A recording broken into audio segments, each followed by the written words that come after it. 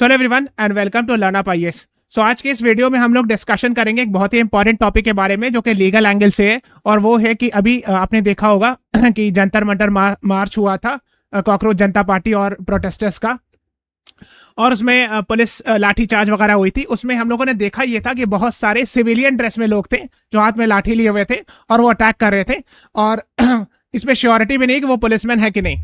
तो अब सवाल ये उठता है कि क्या कानून कहता है कि क्या पुलिस जो है वो सिविलियन ड्रेस में आ सकती है लाठी लेकर के लाठी चार्ज करने के लिए? ये क्वेश्चन है। Okay, this is about me, आप देख सकते हो नाउ।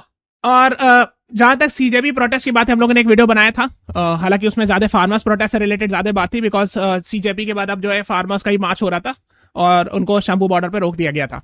ओके, चैनल को सब्सक्राइब कर लीजिएगा।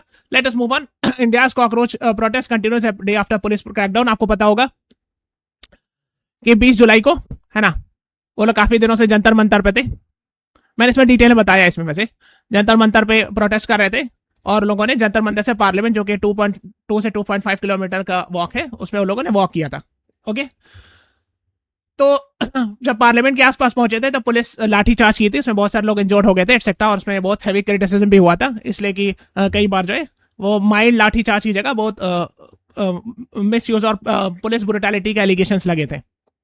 इससे बहुत सारे स्टैंडर्ड ऑपरेटिंग प्रोसीजर्स होते हैं पुलिस के, जो कि लाठी चार्ज के टाइम फॉलो किया जाता है, जैसे पैर में मारना, वो जोर से नहीं, एटसेट्रा। लेकिन बहुत सारे इंसिडेंट हुआ जहाँ पे सर में मारा गया, एटसेट्रा एंड ऑल, बहुत सारे चीज थे। हम लोग अभी उसमें नहीं जा रहे, लेकिन ये चीजें न्यूज में आई थी। ओके, नाउ उसके बाद क्या होता है, इस तरह की तस्वीरें वायरल हो रही थी जिसमें कुछ यंग लड़के जो हाथ में लाठी लिए हुए थे, इस तरह का आप तस्वीर देख सकते हो। फिर इस तरह का भी वो हाथ में लाठी लिए थे और वो भी मतलब पुलिस को के साथ साथ लाठी चला रहे थे। These are the photos. अब ये क्वेश्चन बनता है कि क्या पुलिसमैन जो है वो सिविलियन ड्रेस में जाकर के ये कर सकते हैं? तो आंसर जो इसका है, जो हम लोग इस क्लास में डिस्कस करेंगे, वो है नो। ओके, क्यों? अब देखोगे उसके बाद जब ये सब वीडियो वायरल हुआ, फोटोज वायरल हुई, तो दिल्ली पुलिस ने साफ कहा सारे पुलिसमैन को कि जो लोग ड्यूटी पे हैं जंतर मंतर पे, सब कोई अपना ड्रेस पहन के आएंगे, कोई भी प्लेन क्लोथ्स में नहीं आएंगे। ओके, ये बहुत ज्यादा इंपॉर्टेंट है। ओके, और इससे रिलेटेड हम लोग डीके बासु गाइडलाइंस भी डिस्कस करेंगे, बिकॉज इसमें सुप्रीम कोर्ट ने पुलिस ब्रुटैलिटी पर गाइडलाइंस जारी किया था कि इंश्योर करने के लिए कि पुलिस मिसयूज नहीं करे पावर को, और जब भी अरेस्ट करना हो तो कैसे किया जाए, सारे प्रोसीजर एटसेट्रा। और ये यूपीएससी की तैयारी में पढ़ाया भी जाता है, तो हम लोग उसको डिस्कस करेंगे। अब देखो तो इसी आर्टिकल में है ना, facing the criticism after several videos on social media showed policeman in plane clothes. पहली बात तो कोई श्योरिटी नहीं कि जो प्लेन क्लॉथ्स में लोग वो पुलिसमैन है, लेकिन अगर एज्यूम किया जाए कि वो पुलिसमैन है, lathi charging protester, Delhi police has issued direction on all personnel at Jantar Mantar must report in uniform and not in civilian dress. तो दिल्ली पुलिस ने साफ कहा है कि आप यूनिफॉर्म पहन करके आइए और सिविलियन ड्रेस में नहीं आइए। ओके, और बहुत सारे ऐसे दिल्ली पुलिस के पर्सनल भी देखेंगे जो पुलिस ड्रेस में थे, लेकिन शायद बैज या लोगो प्रॉपर नहीं था एटसेट्रा। वो सभी क्रिटिसिज्म हुई थी, सोशल मीडिया पे बहुत उठाया गया था। तो हम लोगों ने देखा था ये कि 20 जुलाई को प्रोटेस्ट हुआ था जंतर मंतर पर, जंतर मंतर से पार्लियामेंट तक मार्च हुआ था, ताकि क्यों? धर्मेंद्र प्रधान जी जो कि एजुकेशन मिनिस्टर, उनके रेजिग्नेशन से रिलेटेड। तो अब Delhi police rapid action force, जो कि सीआरपीएफ का ही यूनिट होती, वो सब मौजूद थी, और इसमें रिपोर्ट आ रही थी कि सिविलियन ड्रेस में, या उनका नेम टैग वगैरह नहीं था, वो लोग मौजूद थे पुलिसमैन जो कि लाठी चार्ज कर रहे थे। Okay, so Delhi police headquarters learn to have sent out a message to all units. तो दिल्ली पुलिस ने सारे यूनिट्स को मैसेज भेजा है कि आप पुलिस ड्रेस में रहिएगा और सिविलियन ड्रेस में नहीं रहिएगा। और दिल्ली पुलिस ने कहा है कि हम लोगों ने माइल्ड फोर्स यूज किया, ये उनका स्टैंड है ना, और यही चीज न्यूज में थी। नाउ सो जैसे कि कॉकरोच जनता पार्टी ने ये बात रेज किया था, plain cloth officers carrying lathi spotted excitedly going to beat up their next target. तो नो यूनिफॉर्म, नो आईडीज, तो यूनिफॉर्म आईडी वगैरह नहीं था, तो क्या ये standard of procedure, standard operating procedure होता है कि नहीं पुलिस का एटसेट्रा? तो इसमें सवाल उठाए गए थे। अब देखो ना, हम लोग जानते हैं लीगल एस्पेक्ट से, लोग ये पूछ रहे थे कि जो लाठी चार्ज लोग हैं, लाठी चार्ज कर रहे हैं लोग सिविलियन ड्रेस पहन करके, कभी कभी हेलमेट भी लगाए हुए, हाथ में लाठी वो पीट रहे, वो कौन लोग हैं? Question, is it legal? तो अब ये सवाल उठता है, देखो क्या कोई पुलिस ऑफिसर अपनी आइडेंटिटी कभी छुपा सकता है जरूरत पड़ने पर? यस। खासकर जो इंटेलिजेंस के ऑफिशियल्स होते हैं वो सिविलियन ड्रेस में आते हैं, लेकिन जो इंटेलिजेंस ऑफिशियल होते हैं वो इंफॉर्मेशन गैदरिंग के लिए होते हैं।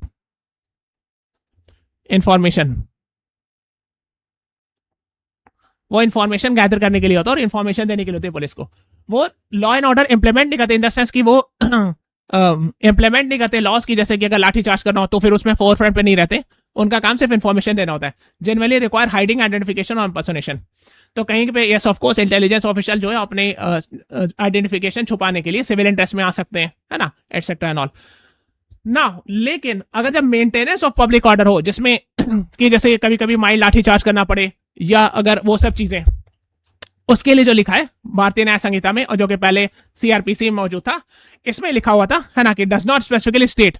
इसमें साफ साफ ये बात नहीं मेंशन है कि श्योर फॉर श्योर पुलिस और आर्मी को ड्रेस पहन करके आना है। लेकिन जो कि क्रिमिनल लॉयर ने इंडियन एक्सप्रेस को बताया, उसमें वही वो बता रहा हूं मैं कि बीएनएस में एक्सप्लिसिटली नहीं लिखा है, लेकिन उसमें यह लिखा है कि सिर्फ मैजिस्ट्रेट और पुलिस का ही पावर होता है कि क्राउड को डिस्पर्स करे।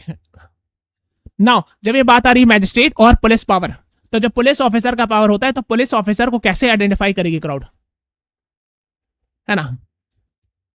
ऑफ कोर्स जब भी वो पुलिस ड्रेस में रहेगा तभी ना उसको आइडेंटिफाई किया जाए कि ये पुलिसमैन है और ये आपको डिस्पर्स करने के लिए लाठीचार्ज चला रही है, जो भी करे। If a police officer is unidentifiable, his command to disperse can not carry statutory weight, है ना। तो अगर वो पहचान ही में नहीं आएगा, अगर उसने पुलिस की ड्रेस ही नहीं पहनी है तो पहचान में नहीं आएगा, और इसीलिए फिर इसका मतलब नहीं बनेगा कि अगर उसको उसका जो स्टैच्यूटरी राइट्स है या जो भी उसके राइट्स है वो लोगों को तक इंप्लीमेंट ही नहीं होगा, इसलिए कि लोग पहचानेंगे नहीं कि ये पुलिस है। ओके, इसीलिए तो बेसिकली जो बहुत सारे लीगल एक्सपर्ट्स का की राय ये है, बॉटम लाइन ये है कि हालांकि एक्सप्लिसिटली नहीं मेंशन है, लेकिन ऑफ कोर्स पुलिसमैन जो है वो जब भी लॉ एंड ऑर्डर इंप्लीमेंट कर रहे हैं या लाठी चार्ज कर रहे हैं तो अपने पुलिस ड्रेस में प्रॉपर बैच वगैरह के साथ हो। ओके, अब हम लोग डीके बासु गाइडलाइंस भी जानेंगे, है ना, इसके रिलेटेड। तो अगर आपने देखोगे, इसीलिए उसके बाद दिल्ली पुलिस ने सारे पुलिसमैन को कहा कि आपको यूनिफॉर्म पहन के प्रॉपर आना है। ओके, नाउ तो आप देख सकते हो, है ना, इंडियन एक्सप्रेस के आर्टिकल से रिलेटेड ये चीजें। नाउ अब हम डीके बासु गाइडलाइंस जानेंगे 1997 का। ये बहुत इंपॉर्टेंट है, एक हर सिटीजन को ये बात पता होनी चाहिए। डीके बासु गाइडलाइन जो कि सुप्रीम कोर्ट की गाइडलाइन है, अगर आप कभी थाना विजिट किया होगे तो कई बार पीछे में लिखा रहता है 1997 की जजमेंट। बिकॉज में क्या हुआ था, कस्टोडियल टॉर्चर का केस था, मतलब कई बार पहले ये बहुत ज्यादा होता था, अब काफी हद तक रिड्यूस हो गया है। उसमें होता ही था कि पुलिस अरेस्ट करके ले जाती थी, पुलिस थाना लॉकअप में बंद कर देती थी, बहुत पीटती थी, लोगों को मार देती थी जान से, एटसेट्रा एंड ऑल। और उसमें कई बार ऐसा होता था कि पुलिस सिविलियन ड्रेस में आके उठा देती थी या एटसेट्रा, या डायरी में मेंशन नहीं करती थी, बहुत सारी चीजें हुई थी। तो सुप्रीम कोर्ट ने आर्टिकल 21 और 22 का हवाला देते हुए बहुत सारी चीजें कही थी। पहला, जब भी पुलिस ऑफिसर अरेस्ट करने के लिए आ रहा है और इंटरोगेशन करने के लिए आ रहा है तो उसका प्रॉपर ड्रेस होना चाहिए और नेम टैग होना चाहिए प्रॉपर, ऐसे नहीं आ सकता है। मेमो ऑफ अरेस्ट होना चाहिए, यानी जब अरेस्ट करा किसी आदमी को तो मेमो उसमें जनरेट करना चाहिए और एक क्लियर वन फैमिली मेंबर को बताना चाहिए। उस मेमो में लिखा होना चाहिए कि ये डेट है, ये टाइम है, मैं इस जगह से इस आदमी को अरेस्ट कर रहा हूं, और जो आदमी का अरेस्ट किया जा रहा है उसका भी सिग्नेचर होना चाहिए, और उसके एक क्लोज फैमिली मेंबर को बताया जाना चाहिए कि हम आपके आदमी को, आपके रिलेटिव को अरेस्ट कर रहे हैं। Right to inform a relative और फ्रेंड, यस, जो किसी को आप अरेस्ट करें तो आप उसको क्लोज रिलेटिव को बताइए ताकि वो लॉयर हायर कर सके। बिकॉज जो आदमी अरेस्ट होकर जेल जा रहा हो नहीं ना लॉयर को कंसल्ट कर पाएगा, मुश्किल है ना। Information to relatives living outside the district. एक चीज और है कि अगर उसके कोई रिलेटिव उस शहर में नहीं रहते, उस डिस्ट्रिक्ट में नहीं रहते, तो भी पुलिस को इंश्योर करना है दिल्ली जैसे डिस्ट्रिक्ट लीगल सर्विस अथॉरिटी के थ्रू, है ना, कि दूसरे डिस्ट्रिक्ट में अगर उनके रिलेटिव रहते हैं तो उन तक ये बात पहुंच जानी चाहिए 8 से 12 घंटा के अंदर कि आपके रिलेटिव को अरेस्ट किया गया। और अरेस्ट करते वक्त फौरन उसको बताया जाना चाहिए कि आपको क्यों अरेस्ट किया गया है। Right to inform about someone's arrest, why he was arrested.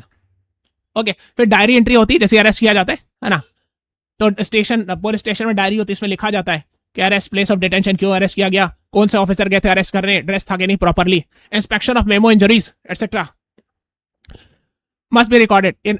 और अगर अरेस्ट करने के वक्त या उससे पहले कोई इंजरीज हो तो वहीं पे लिखा जाएगा, ताकि ऐसा नहीं हो कि पुलिस ब्रूटैलिटी का एलिगेशन लगे, है ना। और एवरी 48 आवर्स मेडिकल एग्जामिनेशन होता है। क्यों, मान लिया पुलिस अरेस्ट करके ले गई और पहले वो बंदा फाइन था, उसके बाद 48 आवर्स के बाद थाना में जब मेडिकल एग्जामिनेशन हुआ तो पता चला उसकी बॉडी पर निशान है, तो एक्चुअली ये पता चले कि पुलिस ने एट्रोसिटी किया है।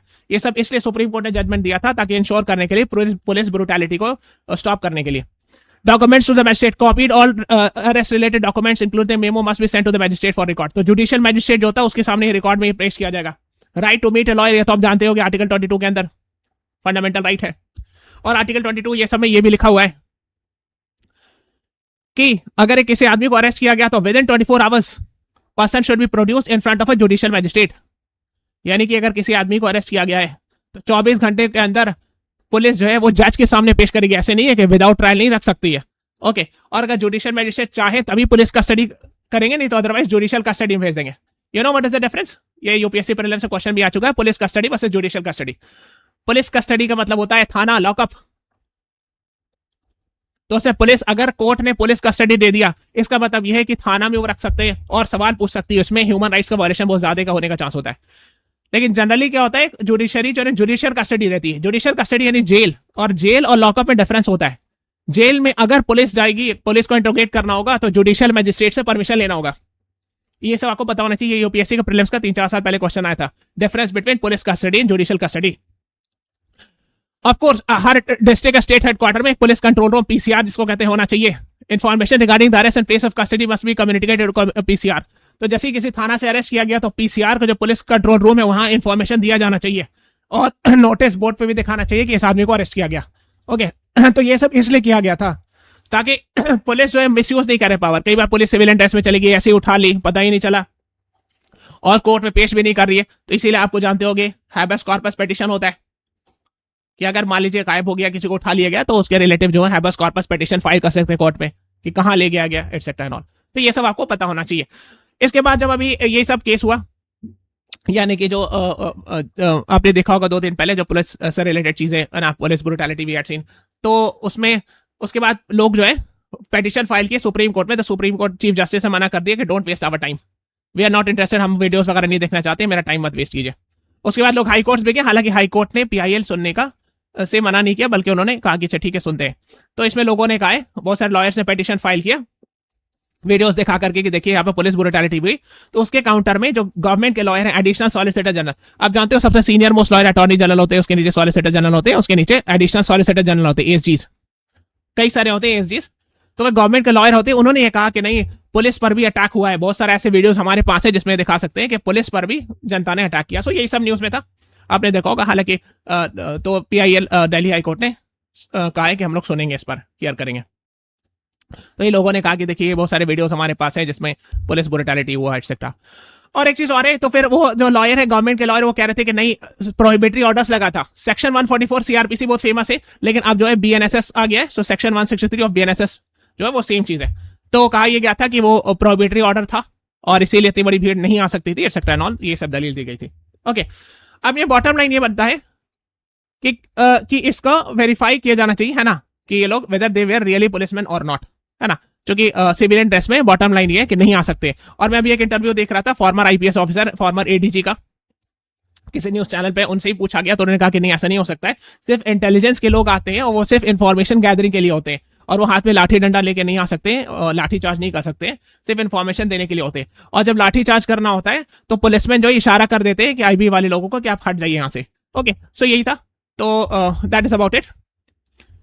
एंड चैनल को सब्सक्राइब कर लीजिएगा, और प्लेलिस्ट में जाकर के एक काम कीजिएगा, प्लेलिस्ट में यूपीएससी रिपीट्स पीवाईक्यूज का प्लेलिस्ट देख लीजिएगा, आपको बहुत बेनिफिट होगा। बहुत सारे क्वेश्चंस यूपीएससी के रिपीट होते हैं, you will get to know about this. अगर आपको वीडियोस पसंद आई, please press the like button, subscribe to our channel. Thank you everyone, thanks for watching, have a nice day.